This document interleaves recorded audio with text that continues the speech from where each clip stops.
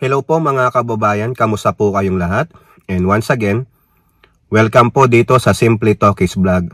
Tayo po ay magbibigay ng konting opinion, reaksyon at komento sa mga maiinit na usaping politika sa ating bansa. Ang pag-uusapan natin mga kababayan ay ito pong si Sara Duterte at ito pong sa Ombudsman, no? Kasi po, maalala nyo, yung pamilya Duterte, yung head of family nila, nandun na po sa ICC. May isang video dyan na lumabas galing kay Digong na parang accepted niya na. He will face the challenge head on. Ay palakpakan, tama naman yan. Wala nang magagawa si Digong dahil nandun na eh. Hindi na siya pwedeng itakas eh. Talagang diniretso po siya sa the Netherlands. So, all he have to do is accept his fate na sana kung madidepensa niya yung mga legal team niya, he will come out victorious, di ba? Tulad na lang yung kay Madam Imelda Marcos, the 99 counts, the trial of the century. Di ba? Nalagpasan ng dating unang guwinang yon, si Lola Meldy. Ito namang si Digong, kung madidepensa niya maayos ng kanyang mga lawyers, di kudos, di po ba? So, dapat lang, no, pasensya naman sa mga Duterte minions dyan. Binabalahura ko kayo kasi mga balahura kayo pagdating sa Marcos administration. Kung lumaban lang kayo ng patas, dating kaalyado, walang ganitong balahuraan eh. Kayo ang nagsimula. Pero ako I'm hoping, no, sana lang magaling ang mga lawyers ni Digong para madepensa naman yung matanda. Di po ba? O kung manalo kayo, di congratulations in advance. Diba? Kung hindi, ganun talaga. Ngayon, sana, ang gobyernong Marcos, bilang isang Filipino citizen na embattled doon si Digong sa ICC, kung ano man ang tulong maibibigay ng gobyerno, hindi naman siguro siya iiwan ng gobyernong Marcos. Ngayon, depende na sa Duterte family yan kung tatanggapin nila ang tulong ng gobyernong Marcos. Besides, he's still a Filipino citizen. Kinakailangang suportahan yan ng gobyerno. Di po ba? Tama nyo na lang ako, magalit kayo. Baka sinasabi nyo, kinakampihan ko si Digong. Hindi po. He needs to face it head on para matapos na yan. Kung guilty siya, so be it. Kung hindi, so be it. Di ba? Para matapos na usapan. Kasi kung hindi yan mag-move on, lalo lang, may ganito, ICC, may ganito, Interpol, wala eh. Kailangan may maganap. No? At tapusin na yan. Okay? Now, itong si Sara Duterte, mga kababayan, meron po sa diyang ambush interview nung sa Villamor Air Base. No, napunta siya doon sa kung siya rin daw ba ang isusunod ng ICC.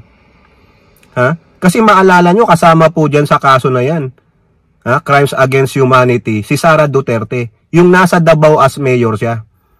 Pero ang mga prominent actors, si Bato, sila Albayalde, sila Aguirre, alam ko lang correct me if I'm wrong, at yung iba pang mga opisyal ng pulis noon ni Duterte.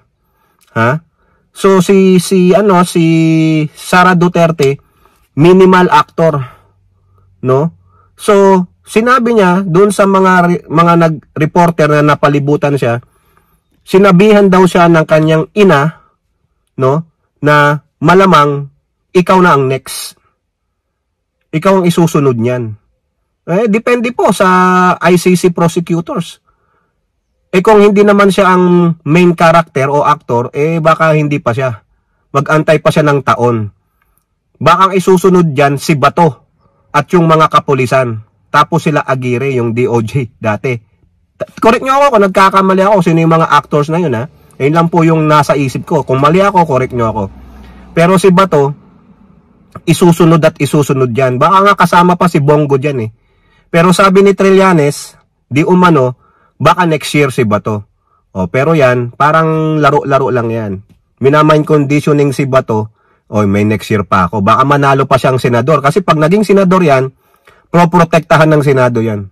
They will be having a hard time. The Interpol will be having a hard time to hand over o to get a sitting senator. No way. Malabo yan. No?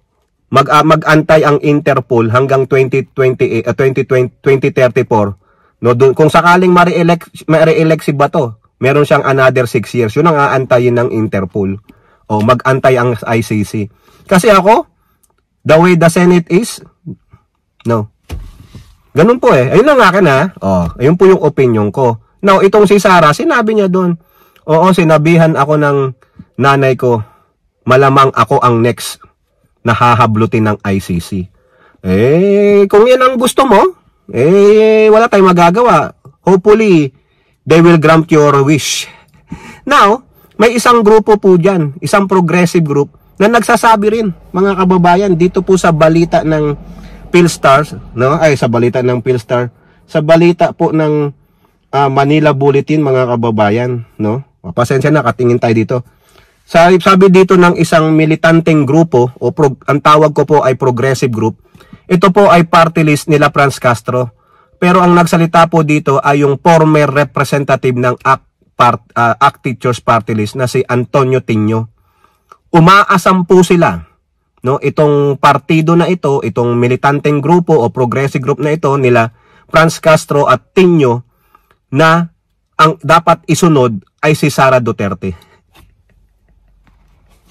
Wag niyo muna unahin si Bato, wala yan, no? Kumbaga si Bato, bottom feeder yan. Ano lang yan, dakilang aso yan. Pero dapat ang unahin natin ay itong si Sara Duterte. Kung ako po, kung malakas ang ebidensya, no, at ayan din ang gusto ng ICC, so be it. 'Di ba? Kasi sobrang tapang si Pusit eh. No, talagang Sprakanite siya eh, no? Talagang gusto niya na lang manapak na manapak, parang yung kapatid niyang babae doon sa yung kanyang half sister na si Veronica Duterte. 'Di ba? Itong mga babae na ito, mga butangera. O sa inyo nagsimula yan ha. Sa inyo galing, sa kampo niyo yan galing. 'Di ba? Meron kayong kakampi diyan na sinabihan si Yusek Claire Castro na butangera, o kayo pala yung butangera. Biruin nyo, murahin ba naman yung general ng pulis? Pasalamat ka. Nandun ang magulang mo, otherwise baka dinampot ka binunta ka sa kulungan. So yun po mga kababayan, no? Sana nga si Sara Duterte ang next na hablutin ng ICC through Interpol. Kasi wala po siya, hindi po niya po alam ang kanyang accountability. Yun ang biggest mistake ng Duterte. Feeling nila magaling sila. Feeling nila sila ang know-it-all. Feeling nila they are perfect. Hindi sila nakakagawa ng mali. Hindi po eh. Kaya wala silang accountability. It's all about themselves. Mga narcissistic, no? Mga makasarili, mga sakim, no? So hopefully, siya ang isunod ng ICC. Kasi mismong sagaling na rin sa kanya yan eh. Sinabihan daw siya ng nanay niya, ikaw na ang next. O dapat lang. Ako, okay po ako doon. No? Next nyo na siya. Isama nyo na rin mga kababayan. Di po ba? O now, punta naman tayo dito sa ombudsman. No? Hindi po ito sa ICC. Hindi po ito sa impeachment. Maalala nyo sila Pantaleon Alvarez, yung grupo niya sila Yesesio Topacio, yung ilang grupo diyan, sino pa ba? Basta kampo ni Digong eh. 'Di ba? Si Pantaleon Alvarez, representative po 'yan ng Davao del Norte. Si Yesesio Topacio, si Ferdinand Topacio, lawyer 'yan. At meron pang ibang grupo na silang kasama na nag-file sila sa ombudsman ng kasong graft and corruption against Speaker Martin, against Manix Dalipe, against Elizalde Co, against Stella Kimbo. Dapat daw ipasuspinde ng ombudsman ang mga ito habang nakabinbin ang kasong sinampa nilang graft and corruption. So, ngayon, nagbaba po ng desisyon ang ombudsman.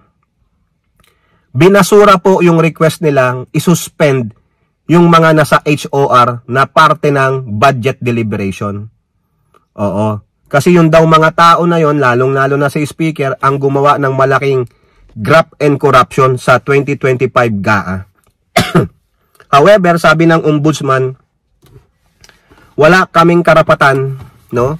Yang opisina ng ombudsman ay walang karapatan para suspindihin ang mga taong nasasangkot. Ang sabi niya dito, we don't have the authority to discipline members of Congress as well as the impeachable officials and members of the judiciary. Wala daw po silang kapangyarihan.